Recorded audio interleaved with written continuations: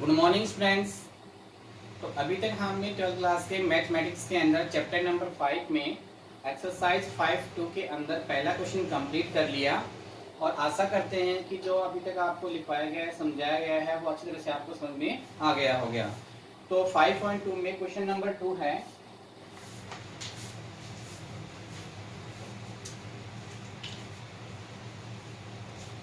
Question number 2 है आपके पास, सारणी का प्रयोग कर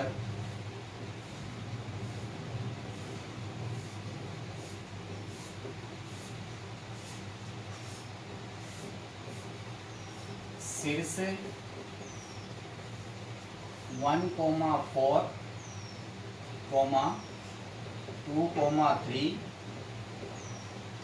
तथा -5,3 वाले त्रिभुज का क्षेत्रफल ज्ञात कीजिए।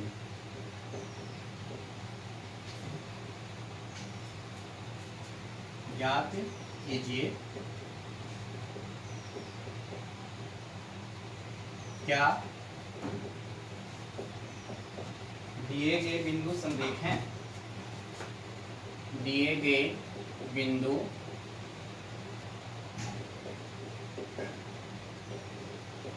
संरेख हैं, ये आपसे पूछा गया है।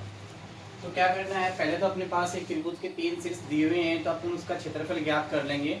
और साथ में पूछा गया है कि तीनों बिंदु संरेख है या नहीं, तो उसके लिए हमें क्या करना होगा, अगर त्रिभुज का जो क्षेत्रफल है हमें शून्य प्राप्त होता है तो तीनों बिंदु संरेख हैं, अगर क्षेत्रफल शून्य प्राप्त नहीं होता है तो तीनों बिंदु संरेख नहीं है।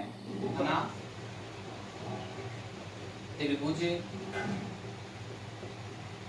के शीर्ष A 1,4, B 2,3 तथा C -5, -3 है।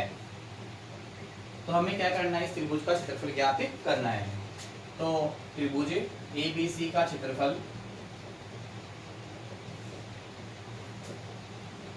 ABC का क्षेत्रफल, जिसको अपन डेल्टा से इंडिकेट करते हैं, वो क्या होता है 1/2 सारणी के x1, x2, x3, y1, y2, y3, 1, 1, 1।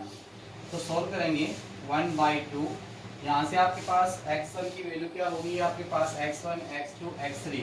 x1 की वैल्यू 1, x2 की वैल्यू 2, x3 की वैल्यू -5, y1 की वैल्यू 4, y2 की वैल्यू 3, y3 की वैल्यू -3, 1, 1, 1। सॉल्व करेंगे तो यहाँ से क्या प्राप्त होगा 1/2 इंटू R1 के अकॉर्डिंग इसका प्रसार करेंगे तो 1, 3 गुणा 1 3, माइनस के 3 तो प्लस के 3, -4, 2 गुणा 1 2, माइनस 5 के 5 गुणा 1 -के 5, तो क्या हो जाएंगे प्लस के 5, +1, और 2 गुणा -3 तो -के 6, -5 के 15 तो प्लस के 15। करेंगे 1/2 इंटू 6, -5 + 2 7, 7 × 4 28, प्लस 15 - 6 9, 9 + 6 15, तो 28 - 15 कितना बच गया 30, यानी -13/2। क्षेत्रफल कभी भी ऋणात्मक नहीं होता है, तो क्या आ जाएगा +13/2 वर्ग इकाई। क्षेत्रफल का मात्रा क्या है, वर्ग इकाई। और पहला जो क्वेश्चन किया था उसमें भी अपन क्या लगाएंगे, क्षेत्रफल निकालने के बाद में वर्ग इकाई लगाएंगे। तो इस प्रकार से आपने इस क्वेश्चन के अंदर क्या ज्ञात कर लिया, क्षेत्रफल ज्ञात कर लिया। अब देख लो क्षेत्रफल यहाँ पे शून्य प्राप्त नहीं है, इसका मतलब तीनों बिंदु क्या संरेख नहीं है। तो आप लिख दोगे यहाँ पे, अतः है त्रिभुज का क्षेत्रफल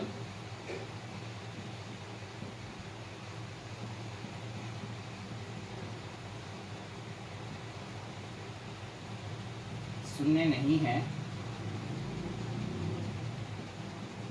तो तीनों बिंदु समरेख नहीं है।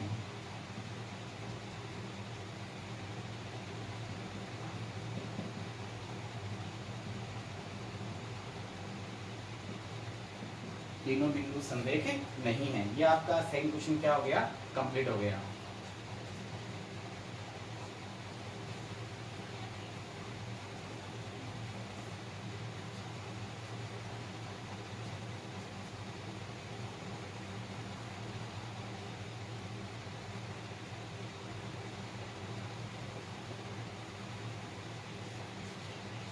क्वेश्चन नंबर 3 है इसमें,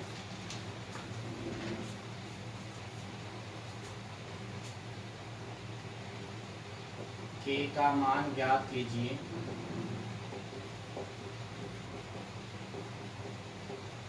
के का मान ज्ञात कीजिए यदि त्रिभुज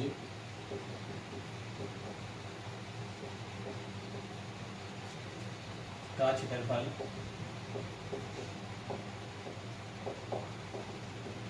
35 वर्ग इकाई है। शीर्ष k, 4, 2, -6, तथा 5, 4 है। तो आपको क्या ज्ञात करना है, k का मान ज्ञात करना है। और k का मान ज्ञात करने के लिए आपको कंडीशन दे रखी है त्रिभुज का क्षेत्रफल। तो हमें क्या दिया गया है, त्रिभुज ABC का क्षेत्रफल, यानी डेल्टा बराबर आपको दे रखा है 35 यानी +- वर्ग इकाई। त्रिभुज का क्षेत्रफल दे रखा है जिसको आप डेल्टा से इंडिकेट करते हो।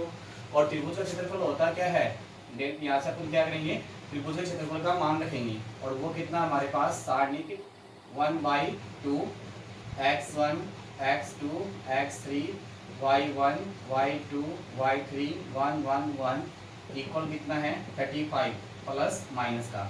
अब यहाँ पे 2 को क्रॉस मल्टीप्लाई कर देंगे तो क्या बन जाएगा, प्लस माइनस का 70 बन जाएगा। और यहाँ से x1 x2 x3 की वैल्यू रखेंगे तो x1 की वैल्यू k, x2 की वैल्यू 2, x3 की वैल्यू 5, y1 की वैल्यू 4, y2 की वैल्यू -6, y3 की वैल्यू 4, 1 1 1 इक्वल ±70। R1 के अकॉर्डिंग इसका प्रसार करेंगे तो k इंटू -6 × 1 -के 4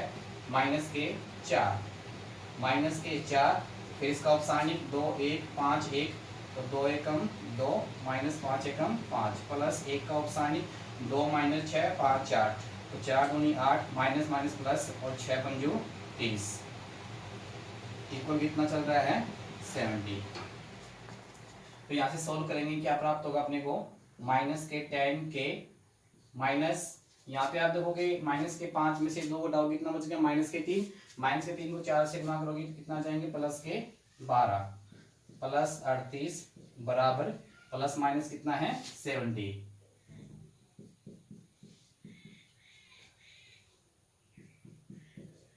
अब यहाँ से सॉल्व करेंगे तो क्या प्राप्त होगा, -के प्लस 50 इक्वल ±70।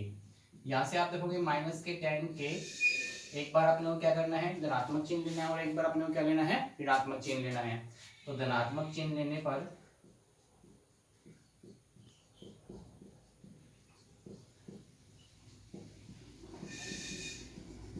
तो क्या प्राप्त होगा अपने को, के प्लस 50 इक्वल प्लस का 70। फिर आप देखोगे यहाँ से के प्लस का 70 -50 को ट्रांसफर करोगे तो के 50। तो यहाँ से आप देखोगे के बराबर कितना हो गया आपके पास 20, तो के बराबर कितना हो गया 20 के 10 इक्वल -2। अब क्या है अपने को ऋणात्मक चिन्ह लेना है। ऋणात्मक चिन्ह लेने पर आप देखोगे क्या प्राप्त होगा हमें, के प्लस 50 इक्वल के 70। तो क्या प्राप्त होगा, के इक्वल -70 -50 तो के इक्वल माइनस का 120 तो के बराबर -के 120 अपॉन -के 10 इक्वल 12 है। तो यहाँ से हमको के की 2 वैल्यू प्राप्त हो गई अपने पास। एक तो प्राप्त हो गया -2 और एक +12। आप देखोगे के का मान -2 रखते हैं तब भी त्रिभुज का क्षेत्रफल 35 वर्ग इकाई प्राप्त होता है। अगर 12 रखते हैं तब भी उसका क्षेत्रफल 35 वर्ग इकाई होता है। क्योंकि हमारे पास क्या है, अगर क्षेत्रफल धनात्मक हो चाहे ऋणात्मक हो, परंतु अपने पास ऋणात्मक होता है तो हम उसको धनात्मक मानते हैं, तो यहाँ पे अपने को क्या लेना पड़ेगा ±35। इस प्रकार से अपने पास क्या है, के का मान ज्ञात हो गया।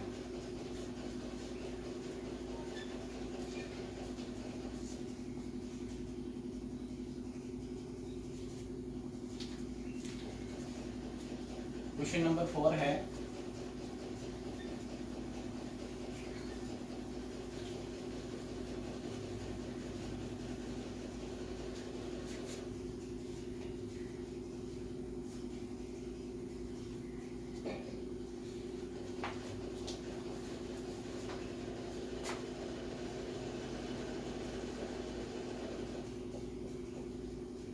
सारणी का प्रयोग कर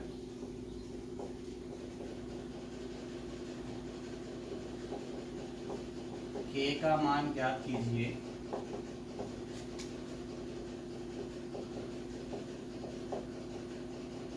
यदि बिंदु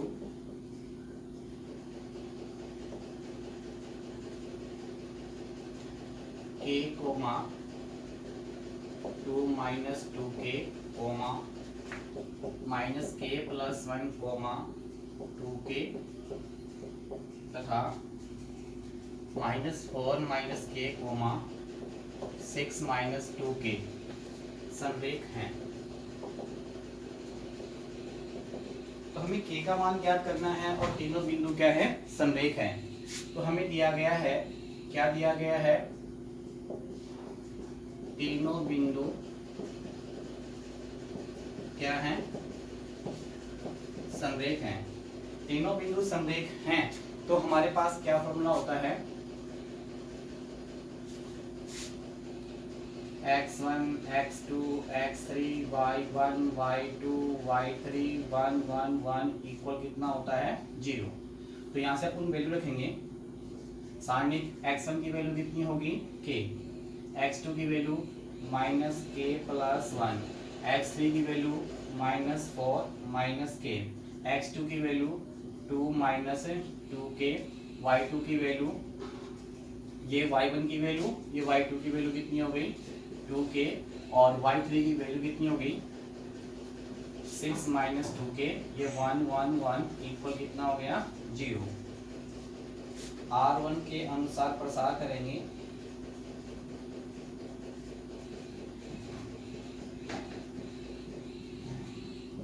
तो हमारे पास k × 2k - 6 + k 2k, 2 को 1 से गुणा करेंगे 2k आ जाएगा, और फिर माइनस को 6 से गुणा करेंगे -6 और ये प्लस का 2k आ जाएगा। फिर -2 - 2k, और इसका जो उपसारणिक है वो क्या होगा, माइनस का k + 1। फिर माइनस को लोगे प्लस बन जाएगा, तो क्या जाएगा, 4 + k + 1, और इसका उपसारणिक -k + 1, और इंटू कितना है, 6 - 2k, माइनस हो जाएगा प्लस 2k, और इंटू क्या है, 4 + k, और इक्वल क्या चल रहा है, 0। यहाँ से सॉल्व करेंगे। 2k कितना हो गया, 4k, और 4k को गुणा करेंगे k से, कितना जाएगा, 4k² -k 6k, माइनस 2 से गुणा करेंगे तो -k 2k, तो माइनस हो जाएगा प्लस का 2k, फिर 2 × 1 कितना हो जाएगा, या आप कैसे कर सकते हो इसको सोल्व, k से k कैंसिल हो जाएगा, तो 4 कितना हो जाएगा, 5 को गुणा करेंगे 2 से कितना जाएगा, -k 10, फिर माइनस प्लस, और 5 × 10 k, प्लस यहाँ से गुणा करेंगे -k × 6, तो -k 6k,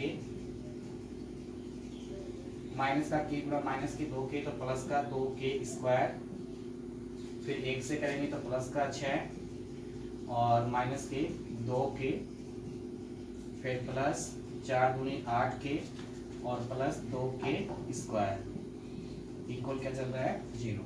तो यहाँ से आप देखोगे 4 के स्क्वायर, 2 6 के स्क्वायर और 2 8 के स्क्वायर,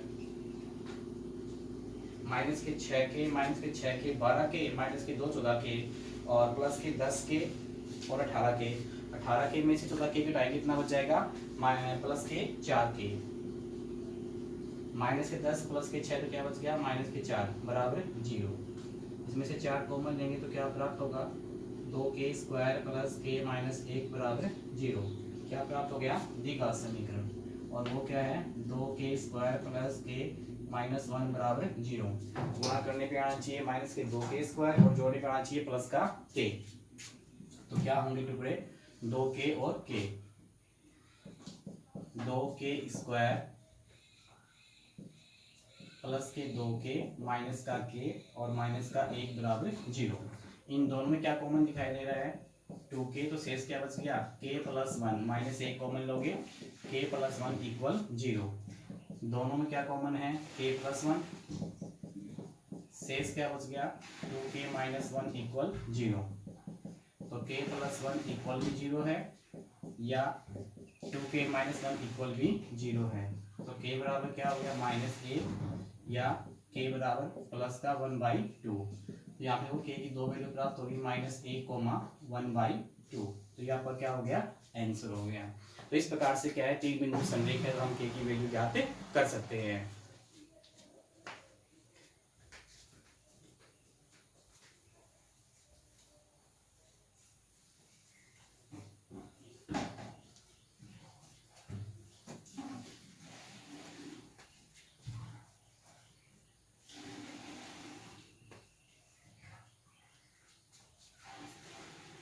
क्वेश्चन नंबर 5 है,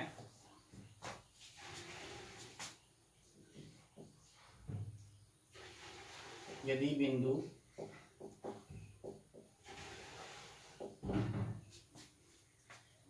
तीन comma minus 2 comma x comma 2 तथा 8 कोमा 8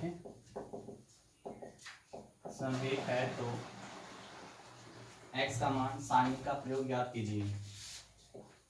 x का मान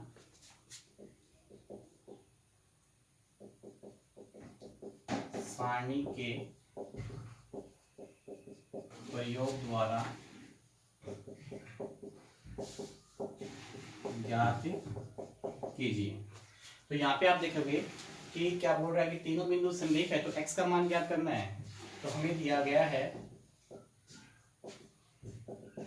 क्या दिया गया है तीनों बिंदु क्या हैं संरेख हैं।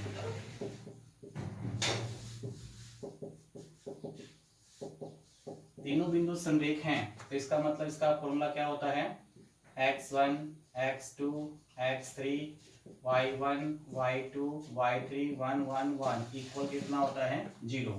यहाँ पे अपन वैल्यू लिखेंगे सारणी x1 की वैल्यू कितनी है 3, x2 की वैल्यू कितनी है x, x3 की वैल्यू कितनी है 8, y1 की वैल्यू -2, y2 की वैल्यू 2 और y3 की वैल्यू 8। 1 1 1 इक्वल कितना है 0। R1 के अनुसार क्या करेंगे इसका प्रसार करेंगे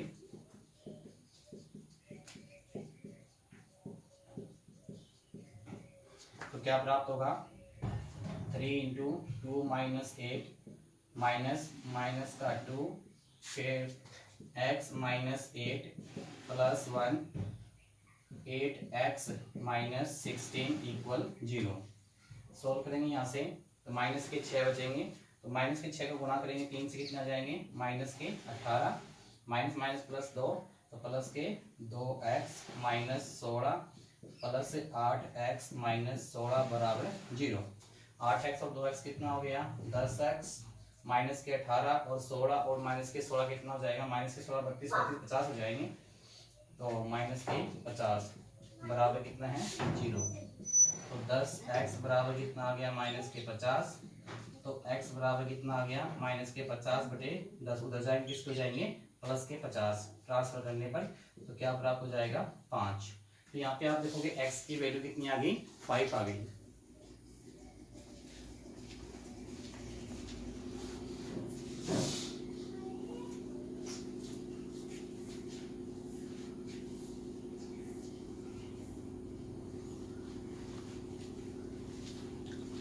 क्वेश्चन नंबर 6 है,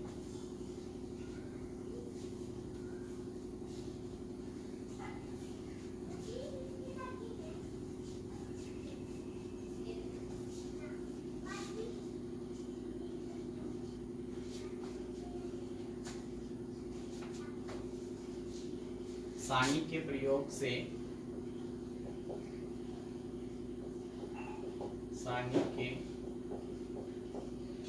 से दो बिंदुओं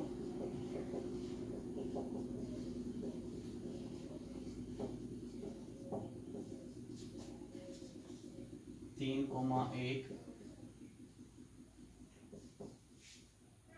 तथा 9,3 से गुजरने वाली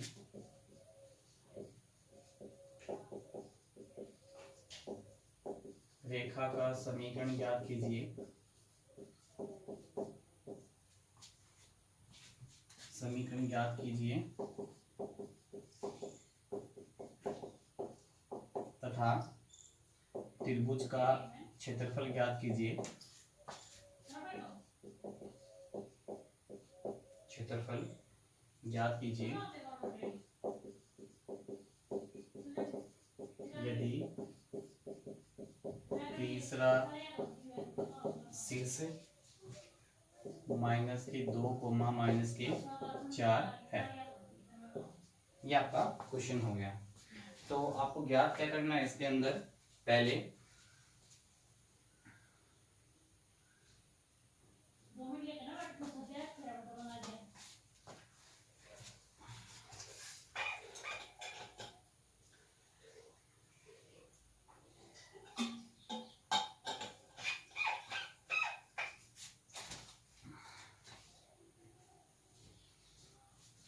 तो सारणी के प्रयोग से दो बिंदुओं से गुजरने वाली रेखा का समीकरण ज्ञात करना है।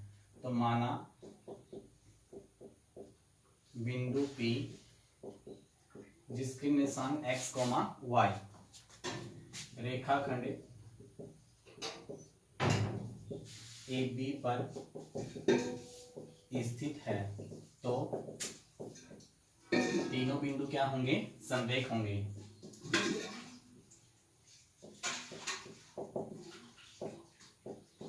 तीनों बिंदु समरेख है तो फॉर्मूला क्या होता है, और हमें किसी रेखाखंड दो बिंदु से परिस्थित बिंदु के लिए ज्ञात करना होता है, तो फॉर्मूला क्या होता है, x, x1, x2, y, y1, y2, 1, 1, 1 equal कितना होता है, 0। तो यहाँ से आप देखोगे x, x1 की वैल्यू कितनी है हमारे पास 3 और x2 की वैल्यू 9, y, y1 की वैल्यू कितनी है हमारे पास 1 और y2 की वैल्यू कितनी है 3, 1, 1, 1 इक्वल कितना है 0। यहाँ से सोल्व करेंगे तो क्या प्राप्त होगा, x into 1 minus 3 minus y into 3 minus 9 plus 1 into 9 minus 9 equal 0। Solve करेंगे, माइनस के लिए x,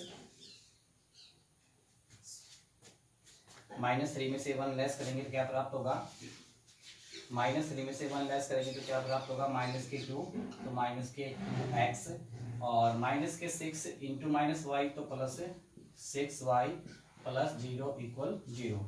या तो अपन क्या करेंगे, माइनस का 2 कॉमन ले लेंगे तो क्या बच जाएगा हमारे पास x माइनस 3y इक्वल 0। तो x माइनस 3y इक्वल 0, -2 इसके हर में जाएगा तो क्या बन जाएगा 0। तो रेखा अतः है रेखाखंड AB का अभिष्ट समीकरण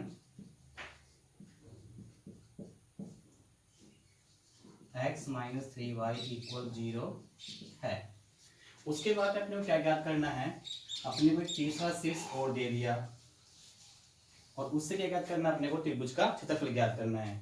तो त्रिभुज का क्षेत्रफल क्या होता है, डेल्टा बराबर 1/2 सारणिक x1 x2 x3 y1 y2 y3 1 1 1 1। तो यहाँ से आप देखोगे 1/2 x1 की वैल्यू, ये x1 y1 x2 y2 x3 y3 तीसरे से अपने को दे रखा है। तो x1 की वैल्यू कितनी है 3, x2 की वैल्यू 9, x3 की वैल्यू -2, y1 की वैल्यू 1, y2 की वैल्यू 3 और y3 की वैल्यू -4 1 1 1। यहाँ से सोल्व करेंगे 1/2 तो रहेगा बाहर इंटू के रूप में, और 3 इंटू 3 माइनस इंटू माइनस क्या होगा, प्लस के 4 हो जाएगा। फिर -1, यहाँ से 9 इंटू 1 9, -2 इंटू माइनस तो क्या हो जाएगा, प्लस का 2 हो जाएगा, +1 और 9 गुणा -4 तो माइनस के 36 और -2 गुणा 3 तो माइनस के 6, माइनस इंटू माइनस क्या होगा प्लस, तो प्लस के 6। यहाँ से सोल्व करेंगे 1/2, 4 3 कितना हो गया 7, 7 3 21, 9 और 2 11 तो माइनस के 11 और माइनस के 36 में से प्लस के 6 लेस करोगे तो माइनस के क्या बच जाएगा 30। तो माइनस के 30 और माइनस के 11 क्या बन गया, माइनस के 41 और उसमें +21 करोगे तो क्या बचेगा माइनस का 20। और आप देखोगे 2 से डिवाइड करोगे तो माइनस के 10, तो 10 जो क्षेत्रफल है वो हमेशा कैसा होता है, पॉजिटिव होता है। तो प्लस के 10 वर्ग इकाई क्या आ गया आपका क्षेत्रफल आ जाएगा।